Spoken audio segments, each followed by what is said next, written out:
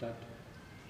Hi friends, இன்னைக்கு flower வச்சு ஒரு டிசைன் பார்க்கலாம் வாங்க. நான் த்ரெட் வச்சு முன்னாடி எப்போவுமே வந்து பாசி வச்சு போடுவோம். இப்போ வந்து நம்ம த்ரெட் யூஸ் பண்ணி ஒரு ஃப்ளவர் டிசைன் பண்ணியிருக்கோம்.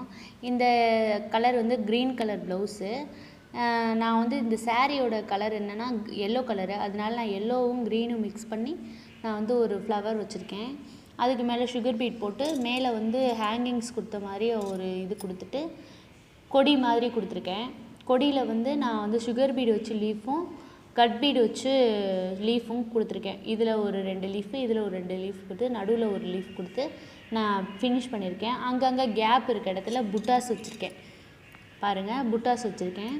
அதுக்கப்புறமா ஸ்ட்ரெயிட் லைன் கொடுத்து அதுலேயும் நான் கட் பீடு சுகர் பீடு மாற்றி மாற்றி வச்சு ஃபில் பண்ணியிருக்கேன்.